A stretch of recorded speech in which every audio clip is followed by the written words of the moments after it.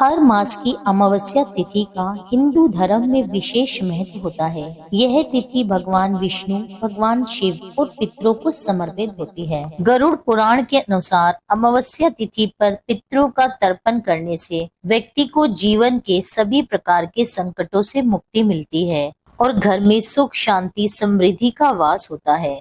इस दिन काल सर्प दोष और पितृ दोष का भी निवारण किया जाता है। अगर कोई पितृ दोष से पीड़ित है तो आषाढ़ अमावस्या पर पितरों के प्रति श्राद्ध, तर्पण आदि कार्य करने से व्यक्ति को पितृ दोष और काल सर्प दोष से मुक्ति मिलती है। सनातन धर्म में आषाढ़ अमावस्या का विशेष महत्व होता है। इस मास में पूजा पाठ करने का विशेष महत्व है। इस अमावस्या पर भगवान शिव और माता पार्वती की पूजा और भगवान विष्णु की पूजा की जाती है। आषाढ़ अमावस्या वाले दिन प्रातः काल किसी पवित्र नदी में स्नान करके पितरों के निमित्त दान, तर्पण और पूजा पाठ करना चाहिए। इस दिन पितरों के निमित्त व्रत रखना चाहिए और व्रत रखकर अमावस्या व्रत कथा को अवश्य पढ़नी और सुननी चाहिए, जिससे पितृ प्रसन्न होते हैं और घर पर सदा पितरों का आशीर्वाद बना रहता है।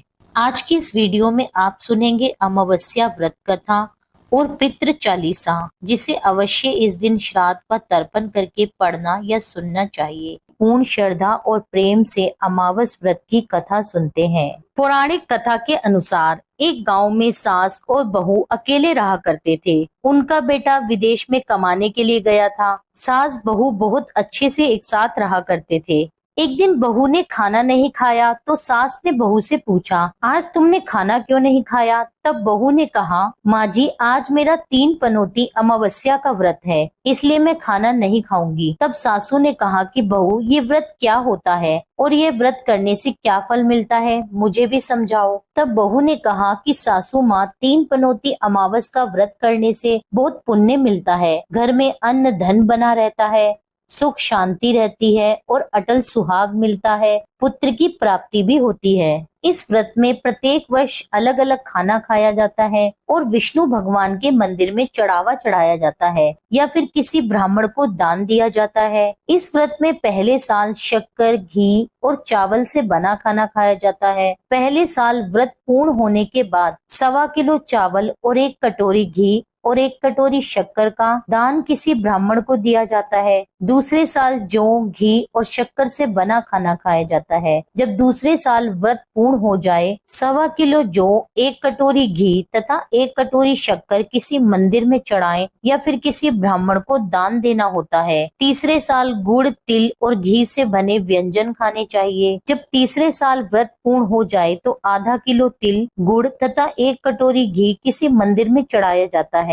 या फिर किसी ब्राह्मण को दान दिया जाता है। इसे 3 पनौती अमावस्या व्रत कहा जाता है। फिर बहू ने कहा कि इस व्रत का अगर संकल्प लेते हैं तो इसे पूरा करना जरूरी होता है। अगर पूरा नहीं कर सकते तो सास बहू में झगड़ा और घर में अशांति आती है। तब सासू ने कहा कि मेरी तो उम्र हो गई है, लेकिन तुम ये व्रत करो। तब बहू ये व्रत आरंभ करती है, लेकिन एक दिन बहू ने किसी के कहने पर गेहूं से बनी रोटी खा ली। इस बात से अमावस माता नाराज हो गई। जो सास और बहू बहुत ही प्यार से रहती थी, इन दोनों में झगड़े होने लगे। सभी गांव वाले भी हैरान हो गए कि यह सब क्या हो रहा है। सास अपनी बहू को कहने लगी कि तुम जब से हमारे घर बहू बनकर आई हो, तब से हमारे घर की लक्ष्मी चली गई है। तुम हमारे लिए शुभ नहीं हो। तब बहू ने कहा कि आपके घर की लक्ष्मी चली गई है तो कहाँ मिलेगी, मुझे बताओ, मैं लक्ष्मी को लेकर आऊंगी। तब सासू माँ ने कहा कि लक्ष्मी तुमको समुद्र के बीच में भगवान विष्णु के पैर दबाते हुए मिलेगी। तब बहू ये कहकर चली जाती है कि जब तक मैं लक्ष्मी को लेके नहीं आऊंगी तब तक मैं इस घर में पैर नहीं रखूंगी। इतना कहकर बहू लक्ष्मी जी की खोज में निकल जाती है।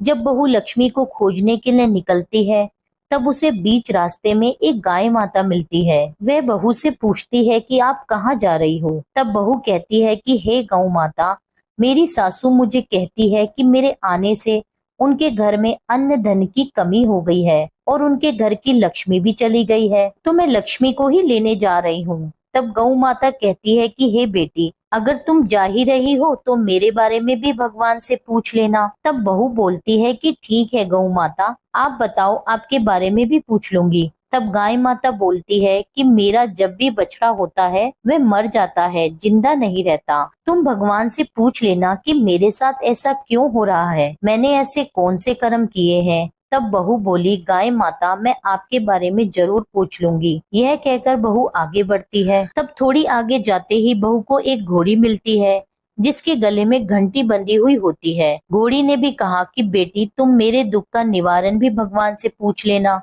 तब बहू ने कहा जरूर पूछ लूंगी। यह कहकर बहू आगे बढ़ती है। आगे जाते ही बहू को एक अंधा और बहरा बुजुर्ग मिलता है। वह भी बहू से अपनी समस्या भगवान से पूछने के लिए कहता है। तब बहू उसकी भी समस्या भगवान से पूछने का कहकर आगे बढ़ती है। आगे जाते ही बहू को एक बूढ़ी औरत मिलती है जो हाथ और पैर से अपाहिज होती है।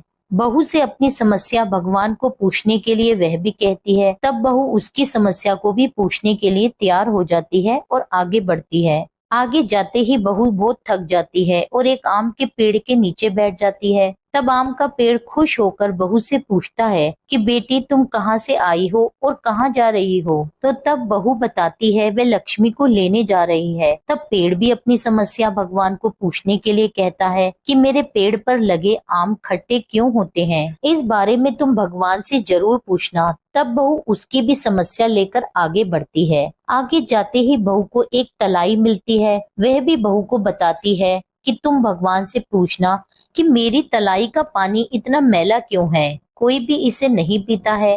तब बहू कहती है जरूर पूछ लूंगी और कह के आगे बढ़ती है। बहुत दिन जंगल में चलते चलते बहू थक जाती है। उसे भूख भी लगी होती है लेकिन खाने को नहीं मिलने से वह थक जाती है और जंगल में बेहोश हो जाती है। उसी समय भगवान विष्णु और माता लक्ष्मी वहाँ विचरण करते हुए आते हैं। तब माता लक्ष्मी विष्णु जी से कहती है कि हे नाथ, ये आपकी बहुत बड़ी भक्त है, आप इसके दुखों का निवारण कीजिए। तब भगवान विष्णु कहते हैं कि इस संसार में बहुत जीव दुखी हैं, सभी अपने अपने कर्मों का फल भोग रहे हैं, किस किस के दुख का निवारण मैं करूं। तब माता लक्ष्मी ने विष्णु जी से विनती की और कहा कि वह भूखी और प्यासी है, इसे यहाँ अगर ऐसे ही छोड़ दिया जाए तो जंगली जानवर उसे अपना शिकार बना लेंगे। माता लक्ष्मी की बात सुनकर भगवान विष्णु एक साधु का वेश धारण करते हैं और बहू के पास जाते हैं, उसे होश में लाते हैं।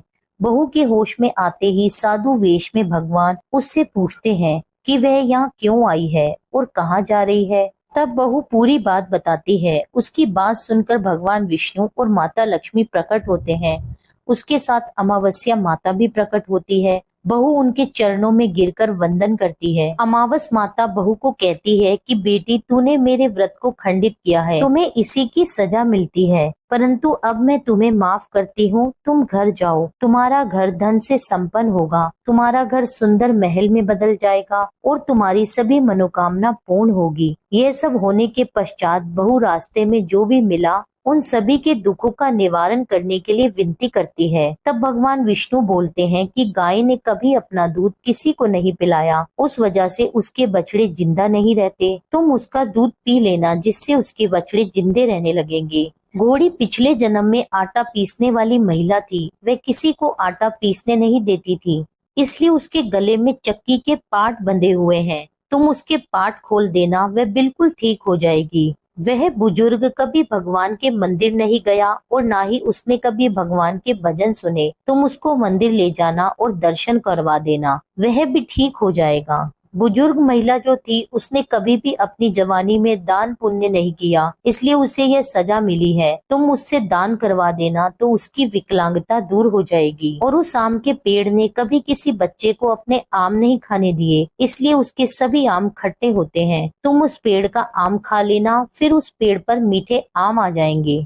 तलाई का पानी पिछले जन्म में देवरानी जेठानी थी, वह हमेशा झगड़ती रहती थी, इसलिए उसका पानी मैला है, तुम उसका पानी पी लेना, वह भी तलाई शुद्ध हो जाएगी। बहू ने भगवान विष्णु, माता लक्ष्मी और अमावस माता को नमन करके घर जाने के लिए निकलती है और रास्ते में उसे जो जो भी मिला उन सभी की समस्या भगवान के कहे अनुसार दूर करती है। सभी उसे आशीर्वाद देते हैं। घर जाते ही उसका घर एक सुंदर महल में परिवर्तित हो जाता है तथा घर में अन्न धन भरा मिलता है। अब बहू सास से कहती है कि सासू माँ आपने सच कहा था, मैं आपके लिए शुभ नहीं हूँ, मेरे जाने से ही आपके घर में लक्ष्मी आई है। अब आप यहाँ रहे, मैं मरने जा रही हूँ। तब सासू ने कहा कि हे बेटी, यह सब तुम्हारे पनौती अमावस्या व्रत का फल हमें मिला है। तुम यहाँ पर ही रहोगी, कहीं नहीं जाओगी। और सास बहू फिर खुशी खुशी रहने लगे। एक दिन जब उसका बेटा भी विदेश से लौट आया और घर में यह सब देखा,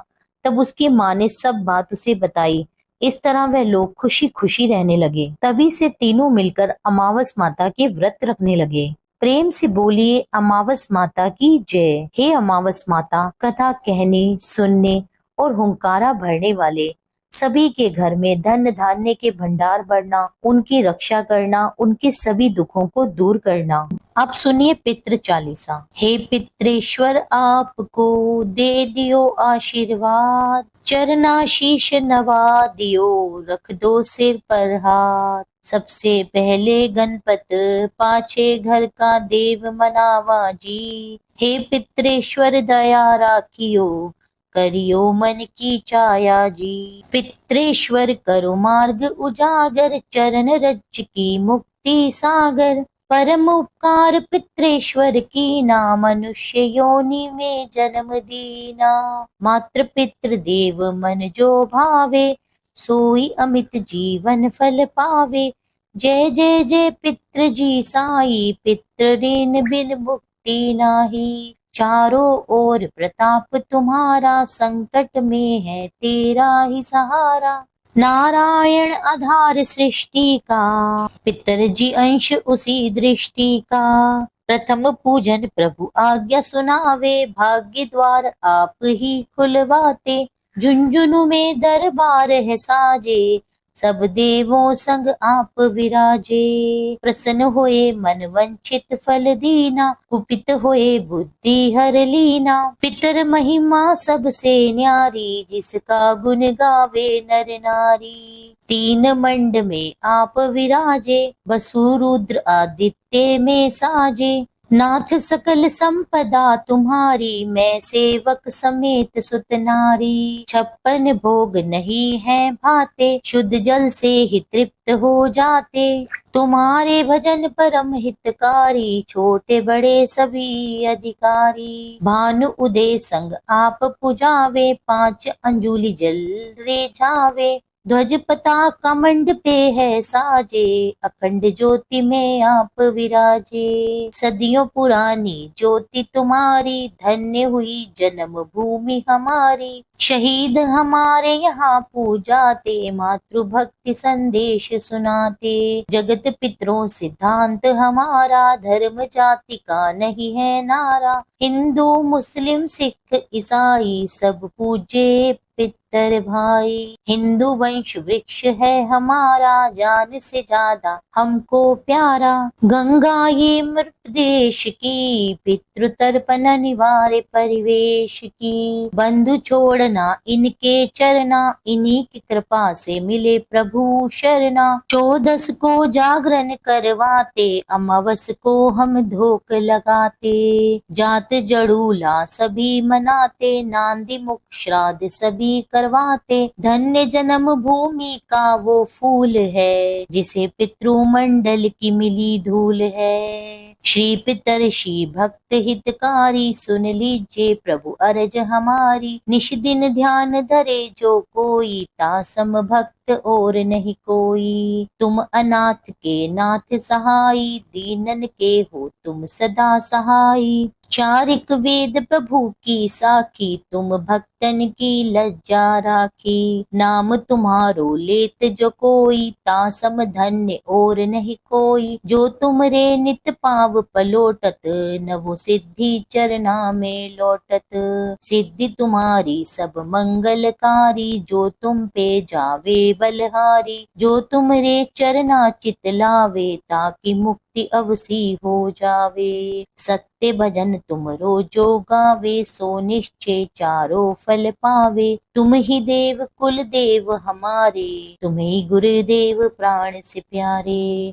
सत्य आस मन में जो होई, मन वांछित फल पावे सोई। तुमरी महिमा बुद्धि बढ़ाई, शेष सहस मुख सके न गाई। मैं अति दीन मलिन दुखारी, करहु कौन विधि विनय तुम्हारी। अब पितर जी दया दीन पर कीजिए, अपनी शक्ति कछु दीजिए। पितरों को स्थान दो तीरथ और स्वयं ग्राम, श्रद्धा सुमन चढ़े वहाँ, पूर्ण हो सब काम। झुनझुन धाम विराजे हैं पितर हमारे महान, जीवन से दर्शन सफल हो पूजे सकल जहान। जीवन सफल जो चाहिए, चले झुंझुनू धाम। पितर चरण की धूल ले, हो जीवन सफल महान। यह थी अमावस्या व्रत कथा और श्री पितृ चालीसा।